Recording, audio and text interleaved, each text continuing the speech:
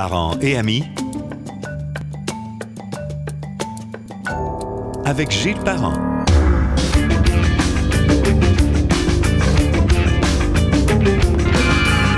Bonjour et bienvenue sur Parents et amis que l'on peut écouter sur gillesparent.com, sur Spotify, Google Podcast, également Balado de Apple et le canal YouTube sous Parents et amis. Aussi, n'oubliez pas de télécharger l'application Parents et amis sans frais sur le Apple Store, c'est bien pratique. Mon invité est un athlète olympique devenu homme d'affaires, puis commentateur, analyste et animateur. Beaucoup de talent pour une même personne. On est quasiment jaloux. Bonjour, Dominique Gauthier, comment ça va? Oh, tu peux peut-être pas être jaloux, mon Gilles. Merci et oui, bonjour. Content de te parler. OK, donc, pour situer les gens, évidemment, tu es un gars de Sainte-Anne-de-Beaupré, un gars de Québec, mais depuis quoi? Combien de temps là, que tu es rendu sur la côte ouest canadienne? Oui, écoute, je me suis promené beaucoup. Il y a un petit gars de Lévis qui a passé beaucoup de temps, oui, à Sainte-Anne-de-Beaupré, au Mont-Sainte-Anne plus particulièrement. Et ensuite de ça, la vie m'a amené à Montréal pour une bonne douzaine d'années. Mm-hmm. Mais c'est il y a 6 ans environ que l'appel des fameuses montagnes de l'Ouest là, se faisait trop grand. Puis à un moment donné, je les ai écoutés et j'ai décidé de partir pour l'Ouest parce que, bon, je suis un skieur et honnêtement, j'avais perdu la passion pour ce sport-là.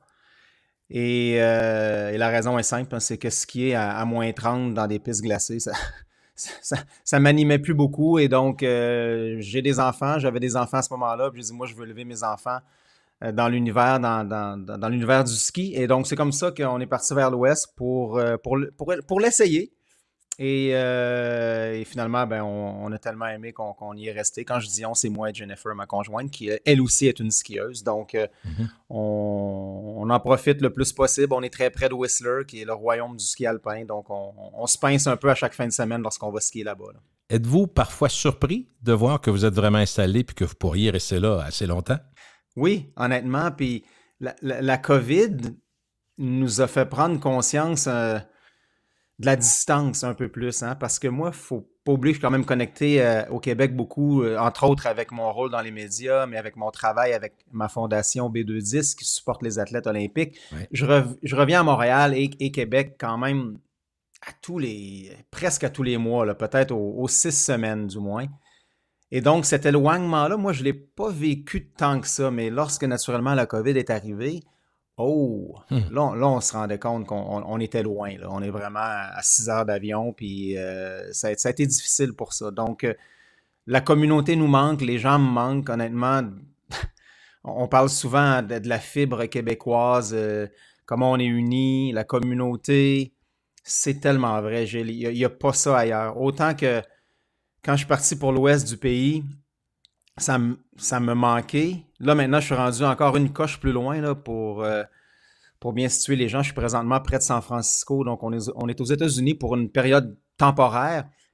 Mais aïe aïe, là, c'est une autre étape de manque de communauté et qui, pour moi, bien, met en lumière ce qu'on a au Québec qui est si extraordinaire. Et ben, à chaque fois que j'y retourne, on en profite, on essaie de l'absorber au maximum. Donc, c'est ce qui me manque, mais le reste est tellement extraordinaire. Et donc, il n'y a pas de monde parfait. Il faut choisir ce qui fit le mieux pour nous. Et pour nous, présentement, c'est la côte ouest. Et dis-moi, est-ce que ces moyens technologiques, dont les Zoom, les Messenger, les Live, tout ce que tu veux, est-ce que ça compense un peu ou si ça...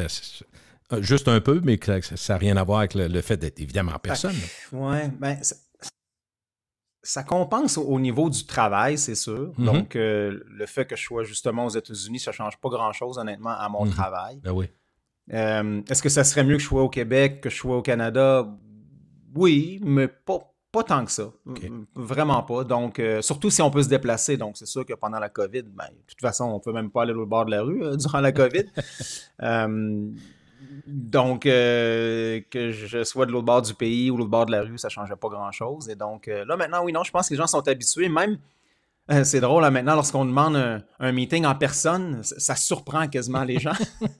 Comme, ben, pourquoi on ne se rencontre pas par Zoom, ça va être plus simple. Ouais, mais tu sais, une bonne poignée de main, hein.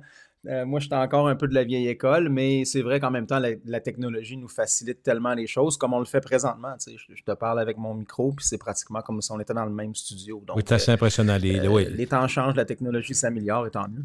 Tant mieux. Écoute, on a beaucoup de sujets aujourd'hui, mais il y en a un qui est majeur. Tu sais qu'on a, en fait, tu sais plus que bien d'autres, bien que l'actualité a débordé dans ce cas-ci, dans le sport amateur. On a parlé beaucoup du sport amateur canadien depuis quelques mois, mais pas nécessairement pour les bonnes raisons. Un dossier qui s'est étiré avec Hockey Canada.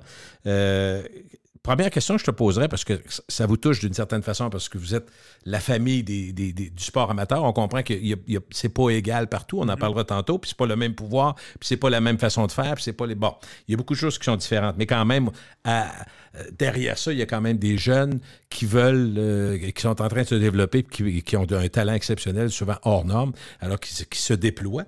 Mais comment t'expliques que tu as autant d'hésitation de la part des dirigeants de Hockey Canada avant de quitter? Nous, on ne connaît pas ça, on n'est pas là-dedans, on ne sait pas qui a le pouvoir là-dedans, mais on se dit, voyons, ça étire donc bien, c'est donc bien long. Puis on a l'impression qu'ils peuvent faire ce qu'ils voulaient, qui était en fait comme dans un groupe autonome, non redevable de rien. Alors, on ne comprenait pas. Mais toi, avec tes lumières, comment t'expliques ça, ces valses, hésitations-là? Écoute, c'est un système qui a été mis en place depuis plusieurs années. Donc, l'architecte de tout ce qu'on voit présentement, c'est une personne qui est encore dans le monde du hockey. Son nom, c'est Bob Nicholson et il va comparaître dans quelques semaines devant le gouvernement. Donc, on en saura plus. Okay. C'est un système où on met en place des gens qui sont, pour utiliser Bob, qui sont les amis de Bob. Okay. Et quand tu mets en place tes amis, ben, c'est un peu comme on l'a vécu avec les commissions au Québec. Hein? C'était devenu un peu ça. C'était un chum, c'était un chum. Ben là, c'était rendu ça à Hockey Canada depuis plusieurs années. Et on veut se protéger parce qu'il y a beaucoup, beaucoup d'argent en jeu pour les personnes en place. Donc, si on veut que la machine grossisse, ben, il ne faut pas venir nuire à l'image de la machine. Si les histoires comme celle des abus sexuels, des viols collectifs qu'on sait, et d'après moi, il y en a d'autres, si ces histoires-là sortent, ça va peut-être affecter notre compte de banque, non seulement celui de Hockey Canada, mais notre compte de banque personnel. On parle de millions ici. Donc, c'est comme ça que ce système-là de collusion, de corruption s'est infiltré, à un point tel où on a mis des gens en place sur un conseil d'administration qui n'avaient à peu près aucun pouvoir, des gens qui, de toute évidence, étaient plus fiers et heureux d'être sur le conseil d'administration de Hockey Canada que de vraiment être là pour justement être le chien de garde de la direction. Ultimement, c'est ce qu'un CA doit être. Mais là, dans ce cas-ci, c'était le chien de poche de l'organisation, c'était pas le chien de garde. Et donc, c'est comme ça que ça s'est installé et on se le demandait, comme tu le dis, depuis des mois, mais pourquoi c'est si long? On s'arrachait les cheveux de la tête. Il y avait tellement d'évidence, tellement de choses incriminantes qu'on se dit, mais ça se peut pas. Pourquoi il reste en place? Et alors, pour ça, moi, à ce jour, je te dis, Gilles, il y a beaucoup plus à cette histoire-là qu'on ne sait pas encore et que j'espère qu'on saura à l'avenir. Quand je parle de beaucoup plus, je veux dire probablement plus d'histoires de viol, probablement plus d'histoires d'abus de toutes sortes et possiblement, sûrement, des grands noms. Et là, j'ai pas eu ouï dire, on m'a pas dit que c'est moi, pas d'informations privilégiées qui fait l'analyse de tout ce qui se dit, de tout ce qui se fait pas. Okay. Non, pas du tout, mais je suis certain que, je vais pas nommer de nom, là, mais nommer les plus grands de ce sport-là, il y en a sûrement un, deux autres qui est là-dedans. Il y a pire parce que tu peux pas être si mauvais que ça en tant que conseil d'administration et de direction, de t'accrocher jusqu'à la dernière seconde. Hey, ça expliquerait, je comprends, Dom, ça expliquerait pourquoi ils ont tenu leur bout si longtemps, puis s'accrocher, puis ils devaient se dire, ce serait pire que ça sorte ou qu'on débarque, puis que tout sorte, que d'étirer. Fait que finalement, ils ont pensé peut-être qu'ils pourraient s'en sortir en déplaçant même quelqu'un, en mettant une femme au conseil d'administration. Tu sais, quelques gestes qui, somme toute, quand on y regarde comme faut, sont un peu ridicules. C'était juste du cosmétique. Là. Il n'y avait pas de volonté d'aller au fond des choses. Mais tu sais, pour nous, là, Dom, quand tu entends le premier ministre du Canada, M. Trudeau, dire là, il est temps qu'il s'en aille, Là, on dit, OK, ça, c'est le premier ministre, puis il n'y a aucun edge là-dessus. Il ne changera rien. Après ça, puis là, tu vois les commanditaires, un après l'autre. Puis là, je pensais à toi. Je me dis, Doom, sa vie, là, c'est de trouver de l'argent pour que les jeunes qui sont bons puissent être encore meilleurs. C'est un peu ça, B210, dans le fond. Soutenir, pas juste en argent, mais soutenir pour plein de moyens, des moyens psychologiques, des moyens... Tu sais, on a parlé beaucoup de ta compagnie. Il y en a d'autres comme ça au Canada, mais moi, je pensais à ça, les commanditaires, comment c'est vraiment important pour vous. Fait, la question que je poserais maintenant, est-ce que tu es persuadé ou est-ce que tu penses que c'est le politique ou les commanditaires qui auront finalement réussi à forcer les dirigeants de quitter l'organisation? C'est assurément les commanditaires, mais Mais en même temps, ben, voyant le support politique, voyant le support populaire, je veux dire, c'était unanime. C'est rare hein, dans une histoire comme ça qu'il n'y a aucun défendeur. Là, c'était indéfendable. Donc, rendu là, j'irais même jusqu'à dire que je trouve que les commanditaires ont pris beaucoup de temps. Mais en même temps, bon, c'est des compagnies publiques. C'est pas aussi facile que de tourner une switch à on ou à off. Là, je comprends. Mais bon, ils ont fini par agir et ils ont fait tomber le premier domino. En même temps, ceux qui sont vraiment les responsables de la démission qu'on vient de vivre dans les derniers jours, ce sont les membres. Et les membres d'une organisation comme Hockey Canada, c'est pas les joueurs de hockey là, comme ton fils l'était ou que les enfants des parents qui nous écoutent. C'est pas eux les membres. Les membres, c'est les dirigeants des fédérations provinciales. Donc, il y a 13 membres à Hockey Canada. Et c'est eux qui peuvent avoir foi de tout sur l'organisation ultimement. Et que là, finalement, eux aussi ont eu un consensus. Ça a été mené par Hockey Québec. Bravo Hockey Québec. Suivi de Hockey Ontario et ensuite les autres qui ont dit « assez, c'est assez ». Et dans une rencontre qui a eu lieu dans les derniers jours, c'est eux qui ont pu, avec le support des gouvernements, avec le support des commanditaires et naturellement le support populaire, ben là, les fédérations provinciales qui sont les membres ont pu mettre la pression nécessaire. Et l'inévitable est arrivé. Là, pour moi, c'était pas une surprise. C'était clair. Là, on s'en va dans le mur. C'est juste à quelle vitesse et quand on va rentrer dans le mur. Là. OK. Dis-moi, est-ce que, Dominique, est-ce que la bulle opaque qui entoure encore, même si on dit que tout le monde démissionne, on ne peut pas croire que ça va changer du jour au lendemain, là, la bulle opaque qui entoure Hockey Canada était connue depuis longtemps dans le monde du sport amateur canadien. Les autres sports, est-ce qu'on savait que, mettons, c'était une bébite à part, ça, Hockey Canada? J'hésite parce que c'est quand même délicat. Là. Non, il y avait personne qui pouvait douter qu'il y avait des systèmes comme ceux-là. En fait, moi, je n'ai jamais entendu parler. Les fameux comptes qui étaient mis en place pour venir protéger l'organisation dans des cas d'abus ou d'accusation d'abus sexuels de la part de leurs joueurs. Ça dépasse l'imaginaire. Tu sais, Gilles, personne n'aurait pu penser ça. Là. Non. C'est incroyable. J'en ai de la misère même à le concevoir au moment où je te parle encore. Je n'en reviens pas que des adultes éduqués, intelligents, bien intentionnés ont pu mettre une structure comme ça en place pour avoir des millions de dollars pour venir acheter le silence. C'est hallucinant. Donc, non, personne de nous dans le monde du sport, on se doutait de ça. Par contre, et de là mon hésitation, c'est que on sait très bien que Hockey Canada, c'est la tour d'ivoire dans le monde du sport. C'est à Calgary. C'est très prestigieux. On sait pourquoi maintenant, les gens font des millions. Alors que dans d'autres organisations, ces gens-là, aux mêmes positions, vont faire 60, 70 000 $, peut-être 100 000 dans certains cas, mais c'est pas des jobs super payantes. Là.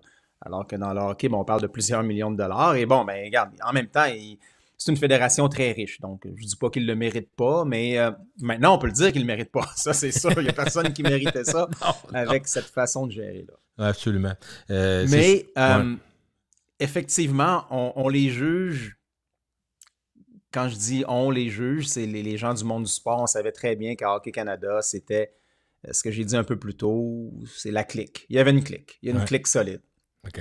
Ça, c'était clair. Je ne suis pas sûr que les gens qui nous entendent comprennent, en tout cas, moi, je fais partie du grand public là-dessus, comprennent comment des dirigeants du hockey amateur, que ce soit Hockey Canada ou même si c'était Bobsleigh Canada ou n'importe quoi, comme toi, je vois que c'est des gens qui doivent survivre, qui doivent être correctement payés, mais qui font 50, 60, 70 000 par année, puis qui en mettent souvent 60 dans des moments cruciaux, 60, 70 heures, 80 heures, comptent pas leurs heures, tout ça. Mais j'arrive pas à comprendre comment des dirigeants de Hockey Canada pouvaient eux-mêmes, personnellement, faire des millions.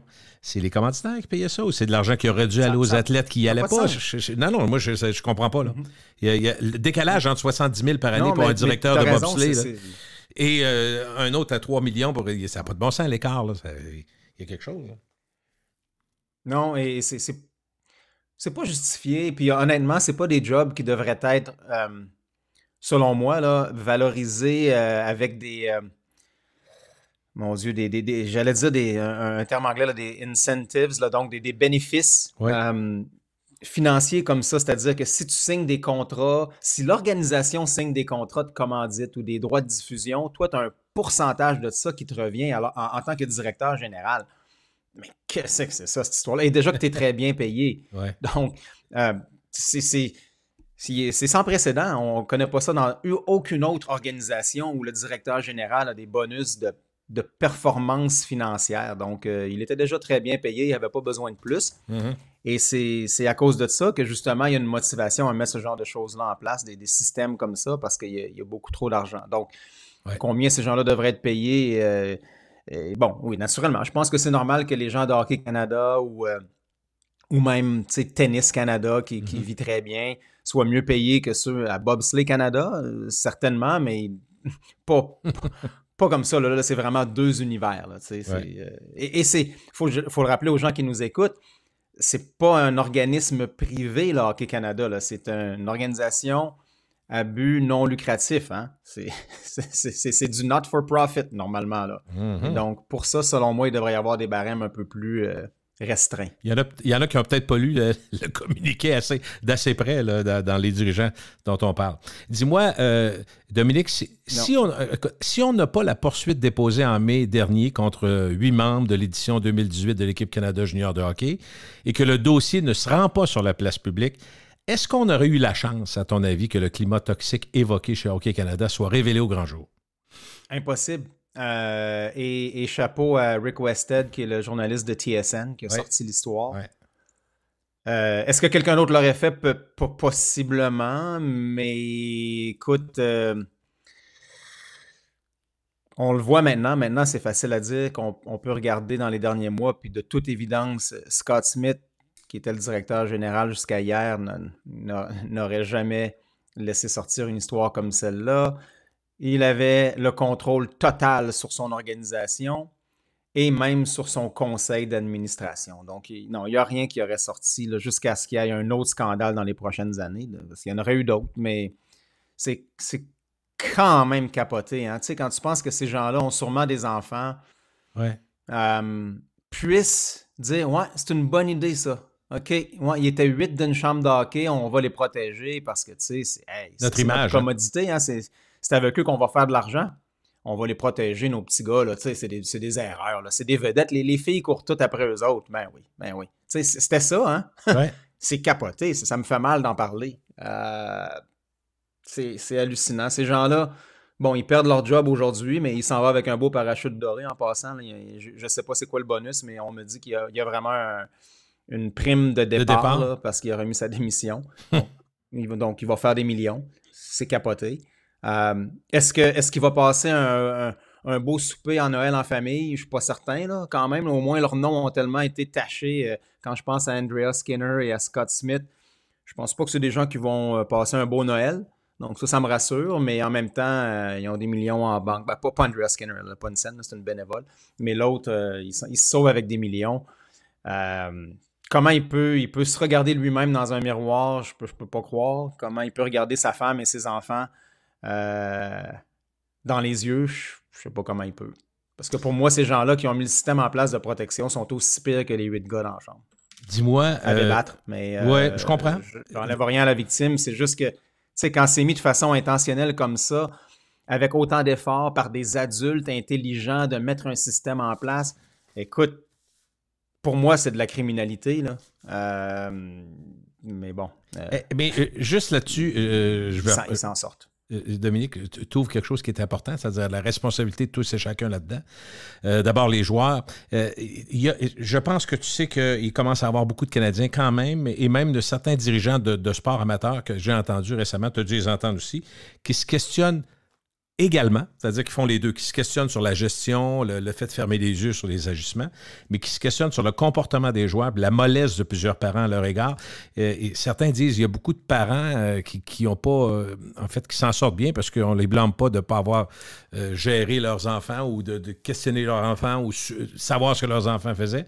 Est-ce que tu penses qu'il y a aussi là un questionnement qui doit se faire sur ce qu'on doit... Parce qu'un jeune de 16 ans peut conduire une voiture, mais est-ce qu'il se conduit bien? Tu comprends? Mm-hmm. Fait que c'est un autre questionnement ça n'enlève pas le tort à la direction, comme tu le disais tantôt, mais il va falloir peut-être questionner aussi la façon de faire. Quand on dit un modus operandi, il va falloir aussi s'occuper de s'assurer que les jeunes soient bien encadrés, bien informés. Ils le sont peut-être, là. Puis en même temps, il ne faut pas mettre tout le monde dans le même panier. On est d'accord que le risque, c'est toujours de généraliser, ce qui serait injuste dans ce cas-ci. Oui. Non, mais écoute, tu as raison, c'est sûr. On parle des pommes pourrites, là. Mais oui, il y a beaucoup d'éducation à faire. Je pense que c'est une des clés du succès pour l'avenir, c'est d'éduquer, de recréer une nouvelle culture de ce sport-là et d'autres sports. C'est juste que le hockey, naturellement, est mis en évidence parce que, c'est vrai que les joueurs de hockey sont plus des vedettes au Canada que n'importe quel autre sport. C'est vrai qu'il y a beaucoup plus d'argent autour d'eux. Et donc, tu sais, ils s'installent souvent des cultures. Tu sais, la culture d'aréna, là, tu l'as vécu en tant que parent aussi, Gilles. Tu sais, les parents deviennent un peu fous. Tu sais, on pense tous que notre jeune va peut-être y arriver puis faire des millions. C'est alléchant. Et donc, souvent, ça fait qu'il y a des gens qui sont peut-être moins grounded qui vont faire des choses complètement stupides dans les arénas. Et les enfants sont assis sur le banc, ils entendent ça, ils voient ça, donc ils grandissent là-dedans. L'arbitre, he's always wrong, puis le jeune, lui, n'a jamais rien fait de mal, tu sais. Fait que ils grandissent un peu là-dedans. On est tous responsables. Je pense qu'on a notre part de responsabilité à prendre, que ce soit en tant que parents et tout, pour mieux éduquer nos jeunes, surtout dans ce sport-là, mais dans tous les sports. Mais Doom, juste là-dessus, tu parles du hockey, on pourrait parler d'autres choses, mais je fais juste, tu as des enfants qui sont maintenant primaires, tu as des enfants entre 5 ans et 10 ans. Tu vas vivre aussi ça, c'est-à-dire que souvent, les professeurs ont besoin du soutien des parents. Mais une des problématiques que les psychologues mettent en évidence maintenant, c'est qu'il y a beaucoup de parents qui, sans trop savoir ce qui s'est passé, vont défendre bec et ongle leur enfant contre le professeur. Alors que, tu sais, dans une époque qui est peut-être la mienne et celle de mes parents, c'était tout à fait le contraire. C'était peut-être trop. Peut-être qu'aujourd'hui, on a viré de bord trop aussi. Mais il y a un équilibre entre les deux. Mais je vois un lien quand même là-dedans. Je vois un lien entre le respect du pouvoir et la protection démesurée des parents pour certains enfants. Oui, je ne sais pas jusqu'à quel point c'est général, mais tu as raison. Puis tu sais, je le vis un petit peu là, à très, très petite échelle, là, parce que mon enfant a commencé, on vient juste de commencer le sport organisé, nous, là, et ils ont 7 et 9 ans. OK. Autant que moi et Jen, on est 2 athlètes olympiques, on veut vraiment s'assurer que nos enfants fassent un peu de tout, qu'ils jouent à tout, puis ils trouveront eux-mêmes où réside leur passion, puis c'est pas nous qui va pousser. Mais on sera là naturellement pour les amener n'importe où, donc on leur offre les opportunités, un peu comme mon père et ma mère ont fait pour moi. Mais j'ai été à ma première game en tant que papa là, de joueur de soccer dans ce cas-ci.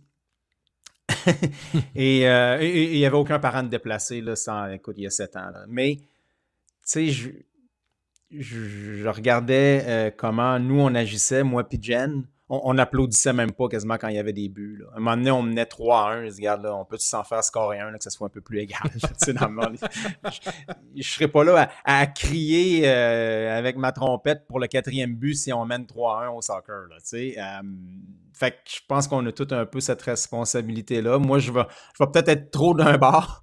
Je serais peut-être pas assez impliqué parce que j'ai tellement vu l'inverse, avoir des répercussions négatives. Je suis pas là à dire aux gens comment être en tant que parent. Là, et je suis loin de dire que moi, je suis parfait. Mais en tout cas, moi, je suis en train de dire que je serais pas un de ceux qui va pousser et qui va crier comme un innocent dans un aréna. Là. Mais c'est ce qui arrive au hockey. C'est ce qui est arrivé au hockey qui arrive encore et qui crée un peu cette culture-là de l'enfant roi, du joueur de hockey roi.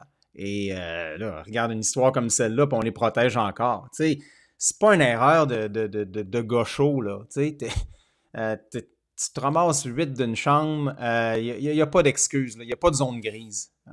Et combien il y en a eu d'autres? Beaucoup. Tu sais, il y en a 22 là, qu'on connaît. En fait, on ne les connaît pas, mais on sait qu'il y a eu 22 cas où on s'est servi de ce fameux fonds-là à Hockey Canada. Tabarnouche. C'est beaucoup. Quel C'est signal beaucoup. que ça envoie aux jeunes qui arrivent, tu sais. C'est capoté. Ça dit quasiment, regarde, vous ne pouvez rien faire de trop grave, là, on va quand même vous protéger. Bon, là, je pense que ça n'arrivera plus, heureusement, avec ce qu'on vient de vivre. Mais le signal que ça a envoyé aux autres générations qui, bon, ça se parle entre joueurs de hockey, là, et ça, hey, au championnat du monde, à lui, il avait ramassé telle fille, puis l'autre était, tu sais, on a tous eu 18 ans, là. On n'a pas tous été des vedettes comme des joueurs de hockey, donc ça doit être encore plus impressionnant, là, ce qui peut se dire, puis ce qui peut arriver, ça, je le comprends, mais, et c'est pour ça que moi, l'idée de sortir le nom de ces joueurs-là, c'est très important pour moi. Parce que pour l'instant, ils sont encore hyper protégés, que ce soit ceux qui étaient là en 2003 ou en 2018. Puis, je suis pas un de ceux qui est motivé à savoir le nom par curiosité personnelle. Dans ce cas-ci, c'est vraiment juste pour le message que ça envoie. Puis, tu sais, c'est pas de partir en fou comme on l'a fait dans les dernières années. Puis, regarde, il n'y a pas besoin de parler de ça à toi, mon Gilles. À un moment donné, ça déborde d'un bord. Mais là, dans ce cas-ci, de savoir le nom, pour moi, c'est important. Parce que ces gars-là se promènent dans les arénas de l'Amérique du Nord avec 20 000 personnes. Ils font des millions. Et les joueurs qui vont venir derrière dans les autres générations doivent voir que ces gestes-là, c'est impardonnable et qu'il n'y a personne qui est au-dessus de la loi. D'autant que si tu nommes personne, mais il restera toujours un doute sur bien d'autres. Hein. Il y a bien des gens qui n'ont rien à voir là-dedans et ils peuvent être soupçonnés parce qu'on ne le dit pas. On ne dit pas qui. Ben, c'est ça. Et ça amène un bon point, Gilles, puis je tiens à en parler, c'est que, tu sais, là, on parle beaucoup d'avenir déjà parce que, justement, on a mis les gens dehors. Tu sais, ouais. Le CA est dehors. Clean slate, on dit on part tout à neuf. Là, mais, ouais, mais il faut prendre le temps de nettoyer les débris un peu aussi, tu sais. Tant qu'on ne répondra pas aux questions du passé, comment ce fonds-là a été mis en place? Qui a accepté de mettre son nom? Tu sais, il y a quelqu'un qui est signé là, sur le chèque. Là. Ouais. Qui a signé le chèque de 3,5 millions? Tant qu'on ne réglera pas ça, il y aura toujours un nuage noir. Faut faire le ménage jusqu'à ce que le ciel soit bleu. Le terrain est nettoyé, on a tout enlevé les débris et là, on recommence à creuser et on rebâtit une nouvelle fondation. Ça prend une enquête, donc tu es en train de dire que ça prendrait peut-être, tant qu'à avoir ouvert la plaie, ben allons-y jusqu'au bout, puis ça prend une enquête complète avec tout savoir. Oui, pour tout savoir, des gens de l'extérieur et non pas de l'extérieur, on comprend, des gens qui n'ont pas eu deux mains dedans, là, de toute évidence, là, mais au nombre d'avocats et au nombre de personnes qui sont impliquées dans le sport canadien, c'est quand même le sport national, le hockey, on est certainement capable de trouver des gens qui auront un recul et une objectivité qui seront nécessaires. Mais on ne peut pas se permettre, maintenant qu'on a fait entre guillemets, du tort, et on espère que, tu sais, entre autres, moi je pense aux commanditaires, là, ça sera une de mes prochaines questions, mais maintenant qu'on a tout fait ça, il faut s'assurer, comme tu dis, qu'on a nettoyé. Donc, moi je pense qu'une enquête, ça serait étonnant, compte tenu que le premier ministre a parlé, puis tout le monde en parlait, ça serait étonnant qu'on ne l'annonce pas. Il y a déjà des enquêtes à l'interne, mais je parle d'une vraie enquête publique. Là. En effet, ça serait très important. Et parce que il y a sûrement autre chose, comme je le disais plus tôt. Il y a plus. Il y a plus. Donc, il ne faut pas attendre. Il ne faut pas repasser à travers une autre tempête dans 2 ans, 3 ans, 5 ans, 10 ans. Là. Il y aura sûrement d'autres. Oui, des événements vont en avoir. Négatives, là, qui vont sortir. Mais c'est sûr. Mais là qu'on ne me reparle pas d'une affaire. Ah, finalement, en 2008, oui, c'est vrai, au championnat du monde, telle affaire. Là, non. Il faut tout vider le sac. Là. Mais ne serait-ce que pour être capable également. Donc, ça, c'était. Tu sais, Doom, être capable également d'aller voir des commanditaires, des commanditaires majeurs, Bauer et les autres, Tim Horton, et combien qui soutiennent le sport canadien, y compris le hockey, mais dans certains cas avec des montants plus importants, on l'a dit, parce qu'il y a plus d'audience, parce qu'il y a plus de joueurs, peu importe les raisons. Allez les voir, leur dire, écoutez, là, on est prêt, on est très à l'aise, voici ce qu'on présente, voici les programmes, voici les cours auxquels les jeunes vont être pas confrontés, mais obligés d'assister. Il va y avoir quelques cours où on va expliquer des choses. Ça sera peut-être pas parfait, mais on a vraiment vraiment changer la façon, on veut changer la culture, on veut... Tu sais, quand tu auras ça, moi, je pense que les compagnies vont dire, OK, parfait, ils ont fait leur devoir, on est prêt à y aller. Parce que la prochaine question, ça va être, quand est-ce que les commanditaires vont venir? Ils vont certainement être plus patients un peu. Ils vont attendre. Moi, je pense, en tout cas, s'ils ont des signes comme quoi il y a une réelle volonté de changer, qu'il y a des changements évidents qui sont placés, je pense qu'ils vont venir. Mais avant ça, j'en doute. Qu'est-ce que tu en penses? Oui, bien, ils ont sorti à différents niveaux.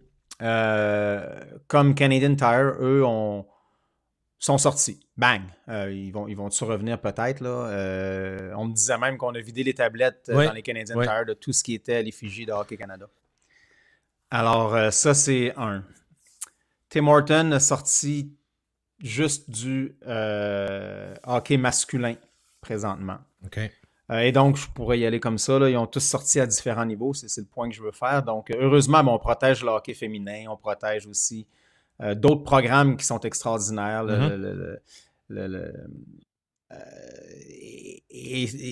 Mais il y a une ligne directrice ou commune, c'est-à-dire que tout le monde est sorti du hockey masculin. Ça, c'est clair.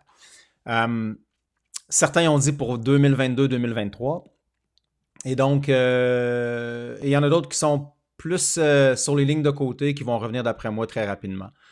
Puis c'est correct aussi, là, c'est des décisions d'affaires que je peux pas, c'est pas à moi de juger. Non. Mais il n'y a personne au moins, heureusement, là, qui est prêt à rembarquer sur la glace tout de suite. Là. Ça va se faire dans la prochaine année? Oui, pour certains. Puis honnêtement, on le sait, c'est un sport qui sera toujours là pour nous, les Canadiens. Lorsque la confiance sera en place, les commanditaires vont revenir. Maintenant, ce qui va être intéressant, puis heureusement, ben, ils vont revenir avec un peu plus de demandes envers Hockey Canada. Tu sais, d'après moi, là, ça ne sera plus juste on signe un chèque en blanc. Là. Ils vont aussi avoir des demandes très strictes. Il y aura une imputabilité énorme de la part de Hockey Canada de devoir suivre telle ou telle direction. Et tant mieux. Des bonus, comme on en parlait plus tôt, d'après moi, il n'y en aura plus non plus. Mais non. On va s'assurer que les dirigeants d'Hockey Canada soient payés pour leur travail, mais qui ne bénéficient pas comme ça là, de sommes ahurissantes là, pour avoir signé une entente avec un commanditaire. Donc, et ça sera progressif. Donc, il n'y a personne qui va revenir au même niveau, d'après moi. Ça va être des ententes revues à la baisse. Et là, les gens qui nous écoutent pourraient dire, ben, c'est dommage, c'est les joueurs qui vont payer le prix. Ben, je suis désolé, là, mais Hockey Canada n'a pas besoin d'avoir 150 millions de dollars dans les comptes pour que le hockey se déroule bien au Canada. Bien non. Okay? On peut se débrouiller avant ça. Ça va aller très bien, même si c'était 50 millions, tout va très bien aller. Donc, est-ce que c'est l'objectif de faire plus d'argent? Oui, bien sûr. Encore là, c'est une organisation à but non lucratif, mais je ne suis pas contre le fait que ces ententes-là aient été signées. Si Canadian Tire a signé X, ben c'est parce que pour eux, ça valait X. Mais dans l'avenir, d'après moi, on va y aller progressivement. Donc, ça sera des budgets beaucoup plus restreints dans les prochaines années. J'entends comme étant une bonne nouvelle, si j'ai bien compris ce que tu dis, que la plupart des autres sports, et même le sport du hockey féminin, plusieurs commanditaires ont fait la part des choses. Tu parlais de Tim Horton. Mais ça veut dire que, j'allais te poser la question, Dom, est-ce qu'il y a des sports amateurs canadiens qui ont subi les contre-coups des retraits de commanditaires? Je présume dans tes propos que non. Donc, ça n'a pas trop affecté les autres sports amateurs canadiens? Tu sais, là, quand tu fais zéro, c'est dur de faire moins que zéro. Hein? Mais c'est un peu ça. Les sports amateurs, Gilles, là, il y en a 58 des organisations de sport au Canada. Il y en a 10 qui font de l'argent. Le reste, ils ne font pas une scène. Okay. Donc, ils partent de zéro, ils tombent à zéro. C'est sûr que ça ne les aide pas, ça n'aide pas personne parce que là, tous les commanditaires étaient déjà très prudents, n'osaient pas trop, des fois, s'impliquer dans le sport. Ben là, je ne voudrais pas être présentement un directeur de marketing d'une organisation sportive là, qui doit aller chercher des commanditaires. Ça ne doit pas être facile. Et c'est malheureux parce que dans ces sports-là dont on parle, que ce soit la gymnastique, le bobsleigh, skeleton, en tout cas tous les sports qui ont fait les manchettes pour les mauvaises raisons, ces athlètes-là et leurs parents en arrachent. Il n'y a pas... c'est pas des sports qui sont bien financés là, en général. Donc, c'est dommage. On a besoin que le secteur privé fasse sa part, mais là, des histoires comme celle-là, ça vient nuire à tout le monde, pas juste au hockey. Est-ce qu'on peut présumer que certains qui n'arrachent plus, puis dont les parents ont hypothéqué la maison, ou certains ont emprunté, ils sont empêchés d'aller faire des voyages parce que on fallait payer justement les voyages d'entraînement de nos enfants? Est-ce qu'il peut y avoir une frustration qui était peut-être déjà là, mais qui s'est comme multipliée en voyant les scandales qui sont liés à la fermeture des yeux de la direction et aussi aux agissements des jeunes? Et ça doit être frustrant parce qu'on ne peut pas présumer. On sait, en fait, pendant que je te demande ça, je sais très bien qu'il y a eu toutes sortes d'histoires lourdes et troublantes depuis quelques années dans différents sports, des entraîneurs trop près, bon, il y a eu quelques histoires, là, tu sais, puis il y en a toujours trop, je suis d'accord, mais rien de l'ampleur de ce dont on parle ici, là. Alors, dans le fond, il peut y avoir des athlètes qui sont frustrés de voir que ces gens qui sont déjà très bien nantis puis qui sont déjà très bien traités ont encore eu des avantages. En fait, ce qui frustre le plus présentement la communauté de ce que je vais appeler les sports olympiques, là, donc à l'exclusion du hockey, bien sûr, parce que même si c'est un sport olympique, on va les traiter d'une façon différente ici. C'est justement ça, c'est de voir que parce que c'est le hockey, les politiciens sont venus parler haut et fort, comme on ne l'a jamais vu. Sont venus à la rescousse, ont demandé que les têtes roulent, ont demandé des changements.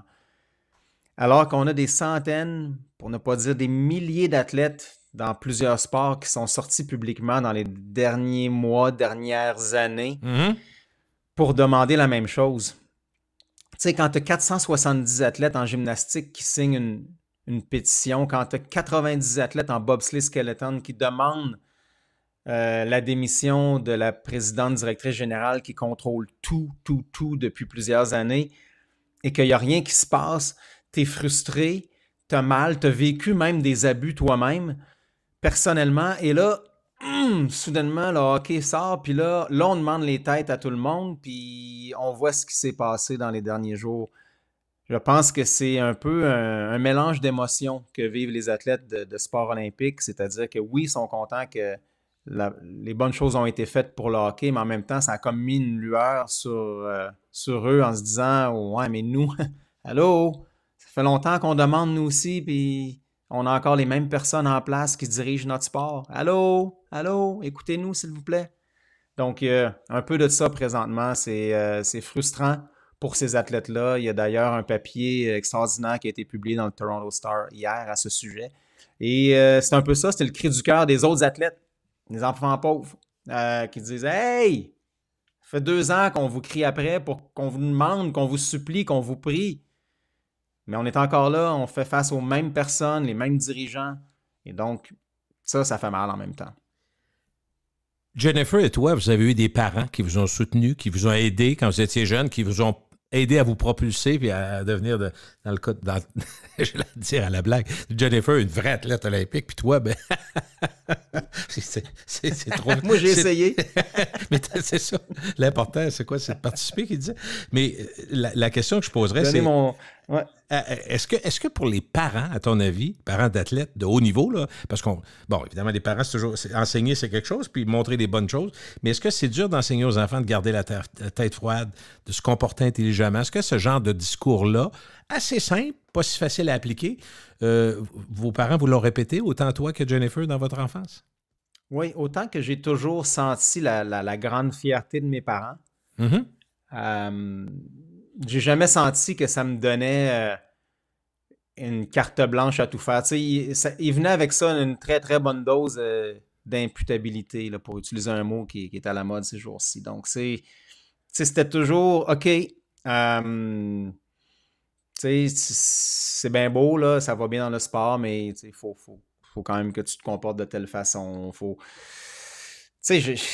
J'ai fait mes niaiseries, puis j'ai fait mes erreurs d'enfance aussi, comme tout le monde, mais c'était jamais là parce que j'étais un athlète, justement, là, puis que tout soudainement est permis, puis que je peux rien faire de mal. Donc, je pense pas que c'est rien d'extraordinaire, là, et chaque parent est différent, mais c'est d'avoir ces discussions-là maintenant que les histoires ont fait surface. Je pense que c'est une belle opportunité pour nous tous en tant que parents, là, peut-être des enfants un peu plus vieux que les miens, là, mais ceux qui sont assez vieux pour être conscients de tout ce qui se passe présentement, mais d'avoir des discussions avec eux, tu sais, puis d'en parler, de dire, regarde, tu vois, regarde ce qui s'est passé, c'est inacceptable, ça se fait pas, blablabla. Puis qu'est-ce que tu en penses, tu sais, d'impliquer le jeune dans la discussion.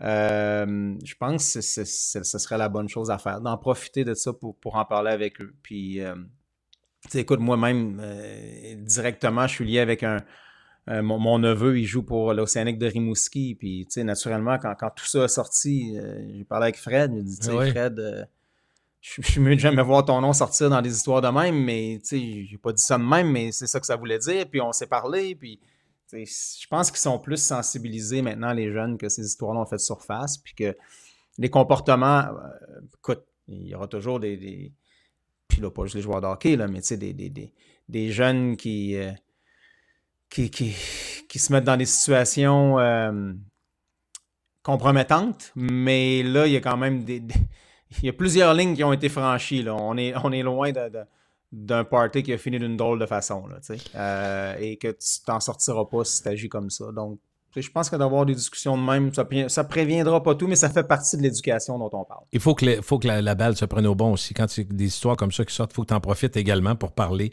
Si tu sens que ça peut être profitable d'en parler à tes enfants, d'en parler à ton monde, dans les organisations, la même chose. Est-ce qu'on est bien paré contre ça? Est-ce qu'on a quelque chose qui est trop unidirectionnel? C'est souvent ça le problème. Tu sais, quand on parle de la clique, un chum, c'est un chum. Ben, dans les organisations, souvent, on va dire, est-ce qu'on a assez de diversité pour être capable d'avoir toutes sortes d'opinions? Est-ce qu'on a des opinions féminines et masculines? Parce qu'il y a quelque chose de hautement masculin dans tout ce dont on parle, là, quand même. Si tu me disais, les commanditaires qui ont tu sais, le hockey féminin, c'est pas pareil, là. C'est pas pareil sur la glace, mais c'est pas pareil dans la mentalité, c'est pas pareil dans le déploiement, c'est pas pareil dans l'entraînement. Il y a des choses qui sont semblables, mais la mentalité de powerful, le côté je suis une vedette, puis on adulte, puis il y a toujours un mélange de, bon, chacun peut chercher une partie de responsabilité. On dit, bon, ceux qui ont caché, c'est une chose, ceux qui n'arrêtent pas d'aduler ces jeunes-là à 16 ans, puis qui montent, qui starifient comme si c'était des superstars déjà à 16 ans, on les encourage. D'une certaine façon, on les aide peut-être à avoir l'esprit troublé. Je ne suis pas en train d'enlever toutes les responsabilités, tu comprends, mais il y a un paquet d'éléments là-dedans qui font que socialement, derrière ce constat-là, moi, je te dirais, comment on fait chez Sport Canada, je ne sais pas si même ça s'appelle, mais en tout cas, le sport amateur canadien, puis dans les fédérations québécoises et provinciales, pour encadrer et soutenir les vedettes de demain, est-ce qu'on va se servir, tu penses, des exemples comme ça pour leur dire, voici, pas juste, il ne faut pas faire ça, mais pour éviter d'en arriver là, voici ce que vous pourriez faire. Penses-tu qu'on va s'en servir pour éduquer, pour expliquer, puis pour essayer de prévenir? Oui. Oui, hein?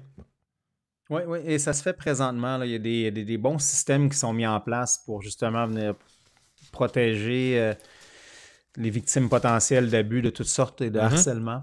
Donc, pas juste sexuel, mais des commentaires déplacés, que ce soit d'entraîneurs ou quoi que ce soit. Là. Donc, peu importe qui dans le monde du sport. Donc, on ne parle pas juste d'athlètes et d'entraîneurs. Là. On comprend que dans le monde du sport, il y a beaucoup d'autres personnes qui sont impliquées.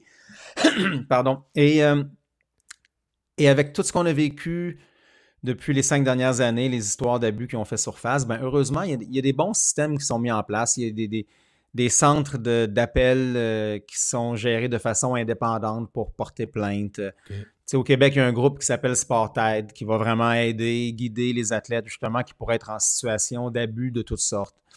C'est la même chose un peu aussi à l'extérieur du Québec. Il y a des programmes qui sont mis en place pour porter plainte de façon indépendante. Parce qu'avant, le problème, c'était que l'athlète devait porter plainte à son propre sport. Oh! Et c'est pour ça qu'un peu comme on l'a vécu avec Hockey Canada, des organisations comme Gymnastique Canada, Ski Alpin Canada ont camouflé d'une certaine façon des histoires d'abus. La manière qu'ils ont camouflé, c'est soit que l'athlète faisait pas l'équipe nationale curieusement l'année d'après, on mettait de côté telle ou telle personne, mais on n'en parlait jamais. Donc, c'est pas nouveau là, ce qu'on vient de vivre. Le monde du sport olympique le vivait déjà, mais je vous dirais que pour rester positif dans tout ça, les histoires ont fait surface.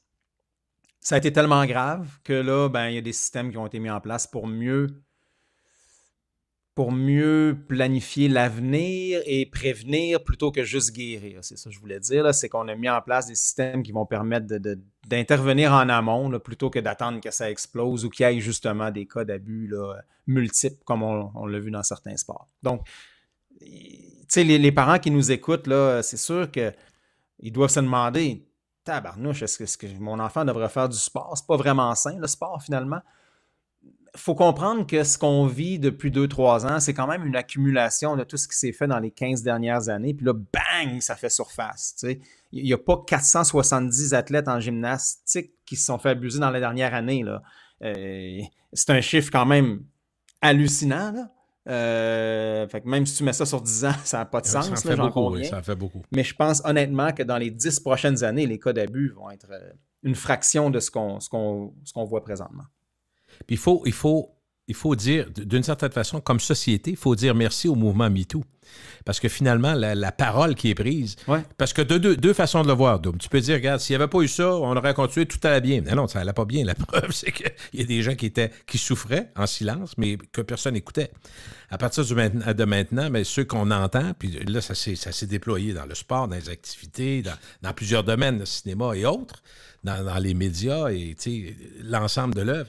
Mais avant, c'était ce qu'on s'est probablement tous dit, ça existait. Il y a des choses qui se faisaient qui étaient, entre guillemets, tolérées, mais qui sont maintenant aujourd'hui intolérables, qui sont inacceptables, c'est tout. Ça s'est fait. Alors, ce qu'on a vu avec le Hockey Canada, c'est un peu ça, c'est la vieille méthode de camoufler, cacher, s'assurer de montrer que ça va bien, de montrer une image unie, et surtout de ne pas effrayer le commanditaire puis s'assurer que le système va bien. Mais ça fait peut-être mal, ça a brisé des... Puis peut-être que tu me dirais, je ne sais pas, moi je présume, là, tu me dirais, il y a peut-être des athlètes que toi tu connais personnellement, que tu ne veux peut-être pas nommer, mais qui ont quitté leur sport parce qu'ils se faisaient écœurer, trop.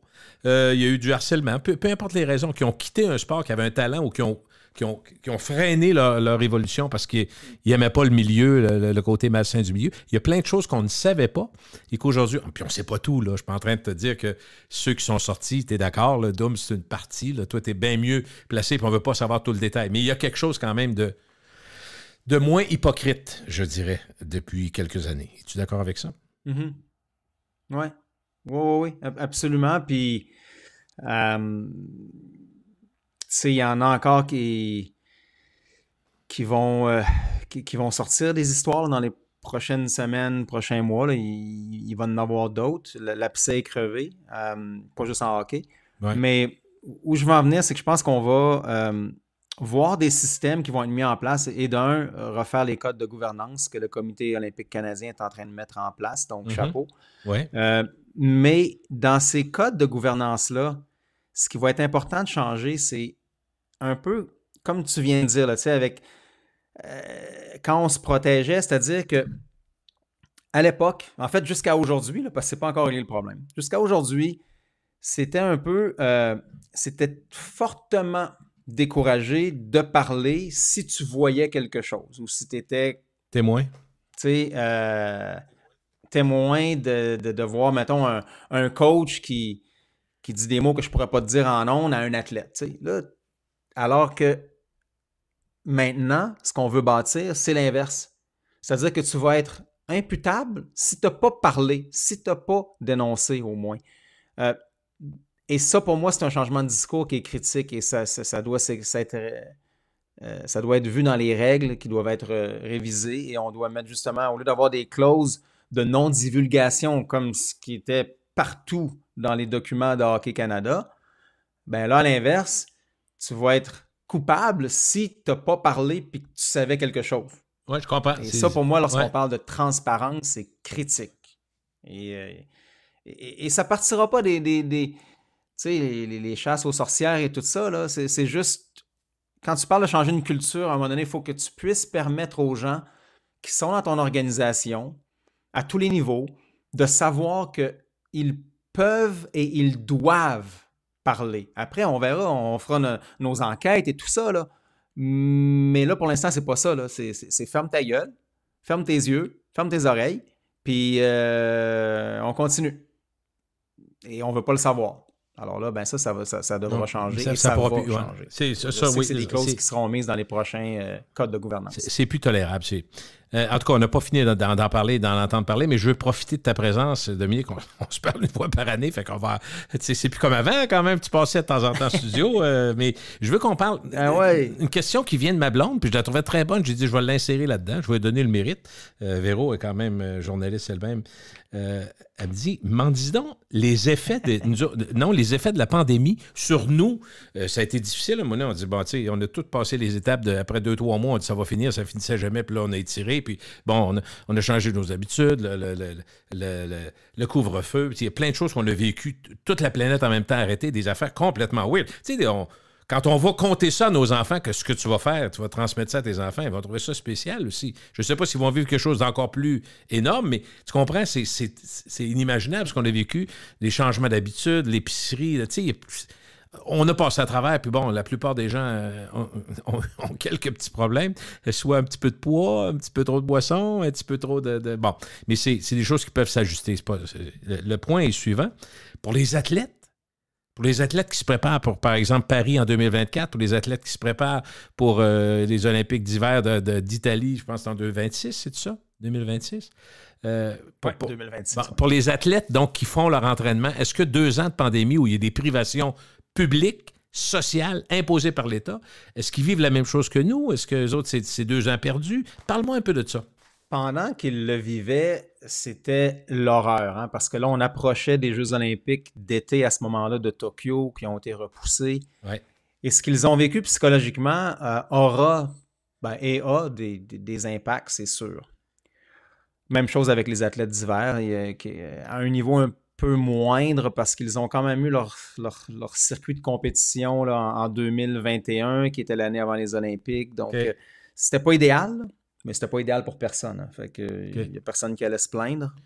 Mais je te dirais que je pense pas qu'il va y avoir des conséquences psychologiques graves. Et au contraire, il y a eu beaucoup de leçons dans la pandémie. Et ce qu'on a vu, c'est pas juste d'être une démonstration de résilience de la part des athlètes, plus extraordinaire que quiconque qui nous écoute présentement.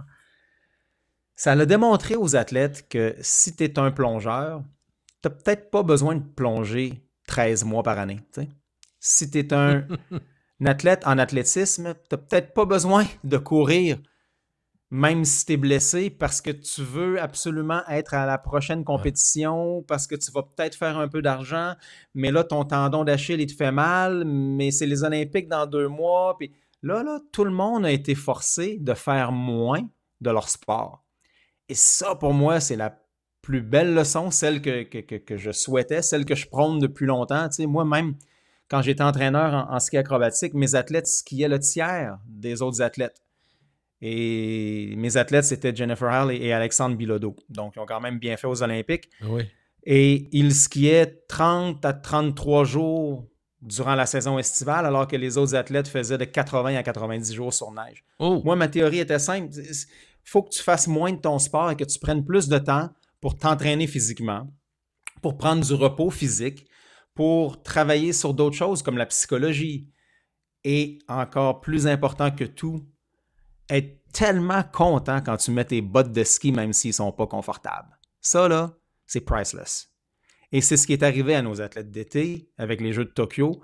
Quand ils sont arrivés sur un vrai plongeon dans une vraie piscine plutôt que de sauter sur le divan, quand ils sont arrivés dans une piscine qui faisait 50 mètres plutôt que 10 mètres en arrière de la maison chez leurs parents, ils ont trippé bien raide.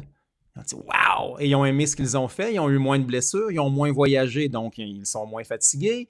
Donc, c'est incroyable les belles leçons qu'on a eues de la pandémie dans le monde du sport. Maintenant, est-ce qu'on retourne à nos vieilles habitudes? Dans certains cas, oui, malheureusement.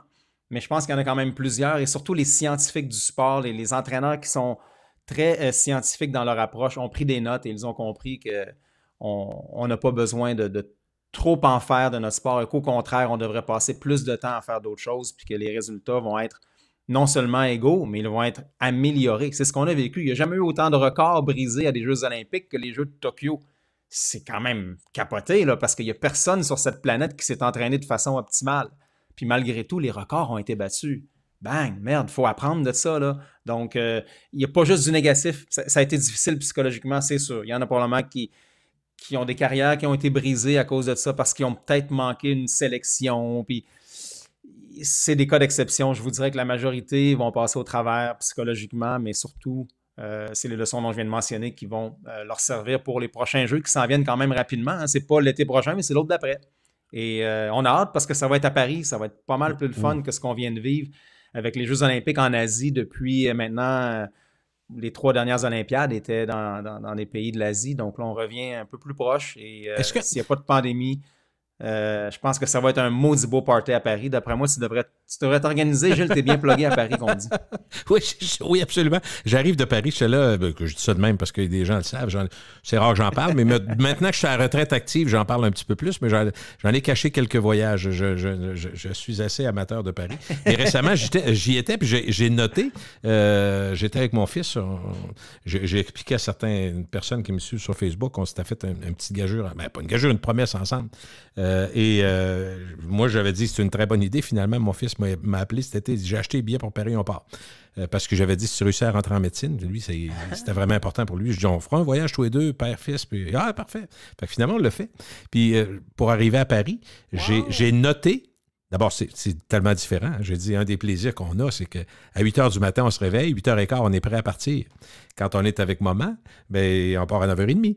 Parce que c'est plus long. Fait que, tu sais, c'est pas que c'est moins le fun, mais c'est juste, tu comprends, les gars, c'est bing, bang, bang, bang, puis les autres dans la douche, puis on part, puis bon. Fait que, tu sais, c'est autre chose. C'est juste autre chose, puis on l'apprécie après ça. J'étais content de retrouver ma vie habituelle. Mais pour parler de Paris, il commence à y avoir des signes visuels évidents que les Olympiques s'en viennent. Entre autres, les Champs-Élysées. On est en train de refaire une bonne partie de l'arrivée de la place de la Concorde vers, jusqu'à, mettons, Franklin D. Roosevelt, là, les gens qui sont habitués avec le métro ou la rue qui est là. Donc, on refait toute cette portion-là que les Français trouvaient moins belle. On est en train d'astiquer la ville. Puis, est-ce que j'ai compris que les compétitions, évidemment, les compétitions en eau, ça ne se fera pas dans la Seine, mais ça va se faire dans la Méditerranée.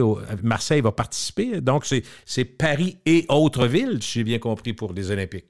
Oui. Ça va être des jeux qui vont être très urbains quand même. Donc, il y a beaucoup de choses qui vont se passer dans la ville. On veut vraiment, justement, que la ville serve d'arrière-scène. Merci. Et ça va aller aussi loin, Gilles, que Tahiti. Oh! Alors, le surf va se dérouler à une place qui s'appelle Chupo, qui est à Tahiti. Donc, je ne sais pas, ça doit être à peu près 15 000 km peut-être de Paris. Mais ça met en évidence. Oui, ça met en évidence. Et la même chose dans la ville. En fait, ce que ça met en évidence, ce que tu dis là, ça nous semble moins grave parce que c'est un sport qui est hautement bonifié par la télévision. Alors, tu comprends, hautement, c'est vraiment un show qui est extraordinaire à la télé. Tu sais, tu y travailles pour Radio-Canada, mais tu sais, écoute, les compétitions pour la plupart des gens, évidemment, il y a des gens sur place qui vont être là, mais moi, je ne vois pas ça comme un si grand frein. Je ne sais pas si c'est pareil pour vous, mais qu'il y a des distances comme ça. Dans les faits, il n'y a personne qui part le matin puis qui prend un jet privé pour aller là-bas puis qui part un jet privé à Tahiti. C'est pas ça la réalité. Il faut arrêter de penser que c'est le même. Là. Non, puis tu sais, même, on l'a vécu avec Vancouver et Whistler. C'était une des premières à avoir 2 villes tout dépendamment du trafic, là, mais c'était 2 heures au moins de Vancouver. Et c'est rendu maintenant la norme. Tu vois, on parlait de Milan là, plus tôt. Là, c'est pas Milan, hein, c'est Milan et Cortina. Donc, c'est les Jeux de Milan-Cortina. Okay. Cortina, c'est le village montagnier quand même près de Milan, mais pas à côté. Là, on ne parle pas du Mont-Saint-Anne puis de Stoneham. Là, on parle quand même de 2 h 30 de route. Oui. Non, ça ne change plus rien. Moi, je pense qu'on se rend compte que les Jeux pourraient même être, selon moi, dans 2 pays différents, puis ça serait même pas grave là, s'il fallait ça. Oui. Puis, l'idée d'être tous les athlètes dans le même village olympique, ça... Oui, en 1960, 1980 peut-être, là, c'était la norme, mais c'était important. Maintenant, ben non. Mais les débordements de même fou au aussi. contraire, moi, je pense qu'on y gagne à répartir tout ça un peu partout. Tu sais, les débordements monétaires, entre autres. Je pense que l'extrême, ça a été quand il y a eu Sochi à 50 milliards pour les Russes. Des mesures totales qui avaient fait beaucoup, beaucoup, beaucoup jaser. Puis, à moins que tu me dises le contraire, j'ai même l'impression qu'il y a une oreille très attentive du comité olympique pour retourner à des endroits qui ont déjà gardé une partie des structures en ordre puis qui auront juste des mises à jour à faire pour éviter qu'il y ait des dépenses démesurées sur les équipements. Donc, moi, ça me semble quelque chose de logique. On voit que Los Angeles s'en vient. Il y a des rumeurs que peut-être le Canada pourrait, par Calgary et Vancouver, Vancouver, les retrouver un jour. Je ne sais pas ce que tu en penses, mais de retourner des endroits où on est allé, moi, je ne vois pas ça comme un problème, à moins que certains disent « Ah, on retourne à la même place, c'est plate. » mais 20 ans après, là, c'est pas le même monde, Batins. Hein? Ouais, non, c'est ça, là, tu sais, regarde. Effectivement, tu sais, je pense que si on y retournait dans un délai de plus rapproché de peut-être 4 ou 8 ans, là, ça serait peut-être pas assez, mais tu sais, c'est fou, là. Moi, je regarde le Vancouver, ça fait déjà 12 ans, là. Hey, je veux dire, moi, je connais... Bon, c'est pas vrai, parce que moi, je suis dans le monde du sport encore, mais tu sais, ma conjointe, Jen, elle connaît plus personne sur l'équipe canadienne de ski acrobatique. Là. C'est comme c'est un autre univers. Là. Ouais, il n'y a plus personne qu'on connaît dans bien des sports. Et d'avoir des structures qu'on peut réutiliser, absolument. Tu sais. Je l'ai dit souvent, la planète, la dernière affaire qu'elle a de besoin, c'est une autre piste de bobsleigh. Là. C'est pas nécessaire. Là. On peut se servir de celles qui sont là. Et même chose avec plusieurs infrastructures. Et la beauté de Vancouver, c'est qu'ils ont tout. Absolument tout. Donc, ça serait des jeux qui pourraient être payants. Si on les fait bien, même, ça pourrait avoir des répercussions bien au-delà du sport pour la communauté.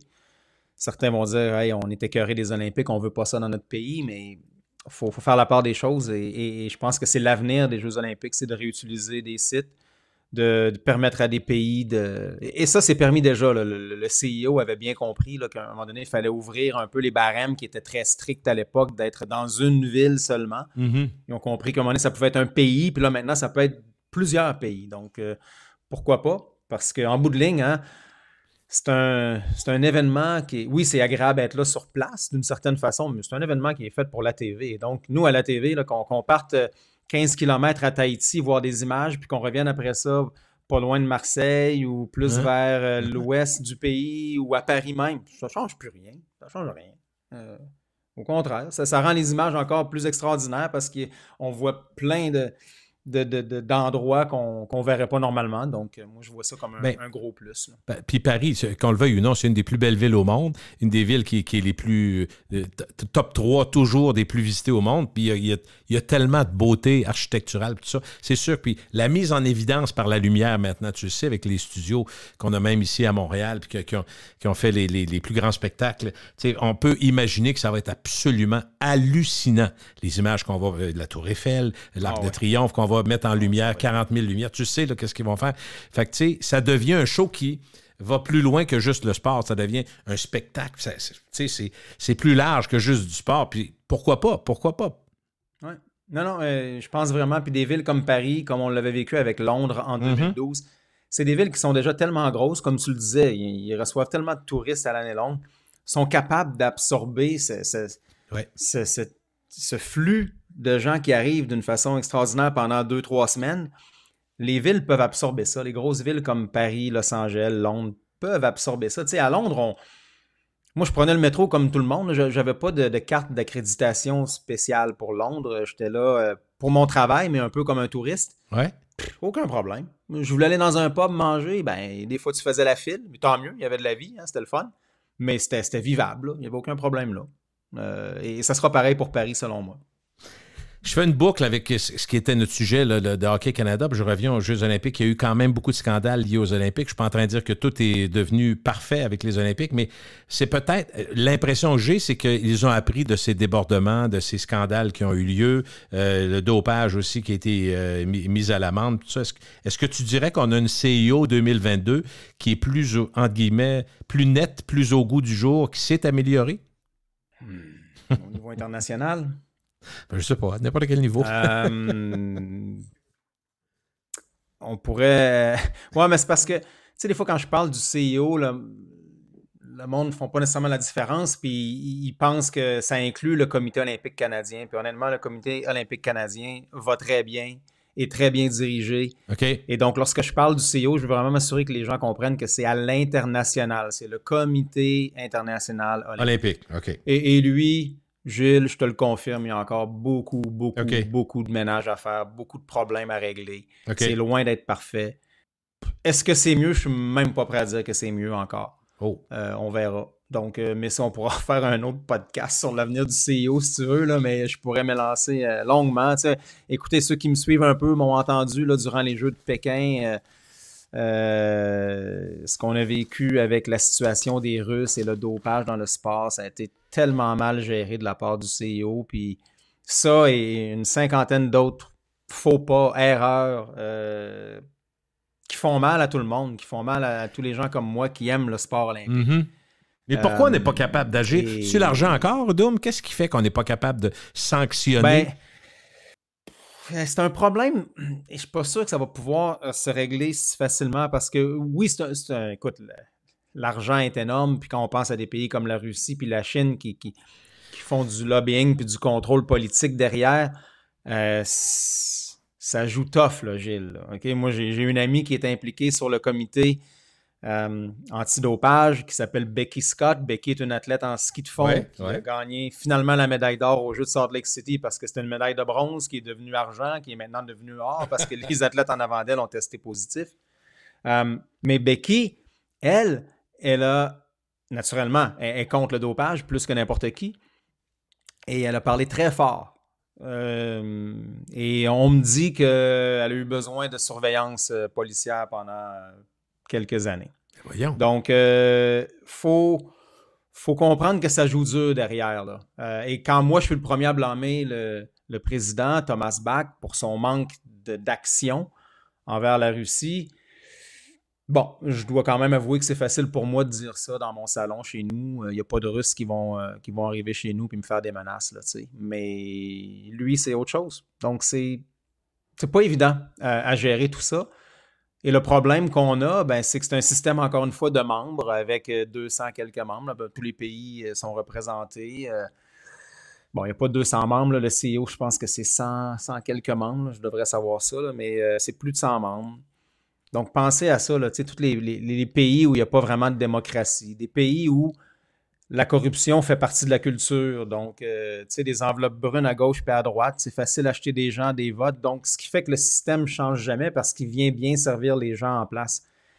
Il faudrait tout revoir la façon de faire. Donc, est-ce que ça, c'est possible qu'une organisation comme le Comité olympique international ne soit plus une organisation qui est gérée par des membres qui sont d'un peu partout sur la planète?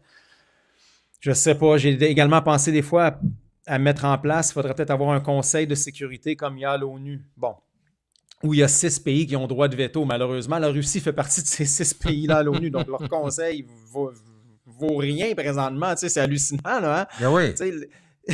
Si c'est un pays comme la Russie qui est impliqué dans ton conseil, ça marche plus. Alors, si nous, dans le Comité olympique international, avait une espèce de conseil du genre, quel pays tu mets là-dedans? Tu peux certainement pas mettre la Chine et la Russie.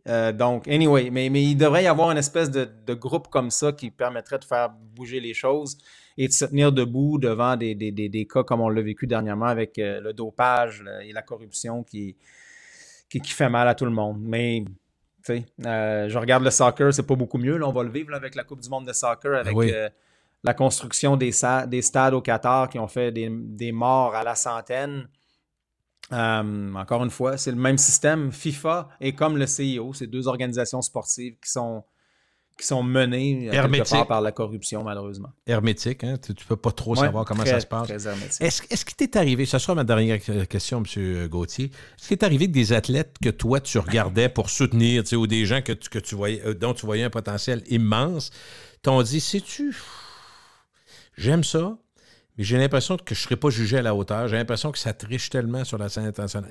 Est-ce que c'est une chose qui peut être entendue, des gens qui peuvent reculer ou arrêter parce qu'ils ont l'impression que c'est pas juste les notes ou le jugement en haut niveau? Il y a eu des athlètes avec les histoires de dopage, bien sûr, qui sont un peu désillusionnés de tout ça, qui ont presque lancé la serviette, mais il y a quand même beaucoup de travail qui a été fait. Là. C'est sûr que Sochi a été le point de bascule. Là. Ça a été la goutte qui a fait déborder le vase, pas à peu près. Donc, oui, il y a des systèmes qui ont été mis en place encore de façon améliorée. Donc, par exemple, c'est plus le pays hôte comme c'était le cas en Russie, qui s'occupe de gérer les tests. Donc, c'est un groupe indépendant qui vient dans ton pays, puis eux, ils s'occupent de tout. Est-ce qu'il peut y avoir quand même de la corruption? Sûrement, mais ça vient quand même protéger des histoires qu'on a vécues à Sochi. Donc, c'est un mix, hein? Il y a de l'espoir parce que c'est mieux. En même temps, on doute toujours de celui qui est à gauche, à droite, mais c'est pas quelque chose qui va arrêter, en tout cas, les athlètes avec qui je travaille. D'ailleurs, je travaille avec des athlètes en course à pied, des sports qui pourraient être justement la cible de dopage. Je travaille avec des athlètes en cyclisme. Et non, il n'y a personne qui m'a jamais parlé d'une façon avec un découragement total. Même à la limite, dans le cas des cyclismes qui me viennent en tête, ils veulent prouver ce qui est possible de faire en étant un athlète propre. Et ça les motive d'une certaine façon. Bon, c'est sûr qu'ils ne veulent pas se faire battre par des tricheurs, mais ils en font une fierté d'être des athlètes propres. Je veux dire, on va se garder le plaisir de se reparler avec les espoirs, des gens que tu soutiens avec B210, puis ceux que tu vois comme étant, ceux et celles que tu vois comme étant en montée, des athlètes qui pourraient nous surprendre. La prochaine fois, c'est Paris, le prochain jeu, de toute façon? C'est ça? Oui. Exact. Bon, on va avoir la chance de s'en parler. Non, un peu plus. Non, dans 2 ans. Dans 2 ans, parfait. Ben, d'ici 2 ans, ça nous donne un peu de temps. On aura la chance. S'il n'y a pas trop de gros scandales. On devrait se parler 2 fois d'ici là. Oui, probablement. Merci beaucoup. En tout cas, salut ta blonde puis les enfants. Merci de nous avoir parlé, Dominique. Puis bon succès, je te dirais, avec la gang. Puis qu'on soit capable d'espacer les scandales, s'il y en a encore qui éclatent. Puis d'une certaine façon, ben on ne souhaite pas que ça éclate, mais on sait que si on garde ça caché, c'est pas mieux. Fait que, dans le fond, on est dans une situation un peu embarrassante. Là. Exact. Merci, Dominique, c'est gentil. Exact. Salut. Toujours un plaisir. Oui. Dominique Gauthier, donc, qui est homme d'affaires, analyste et animateur et commentateur et ancien athlète olympique.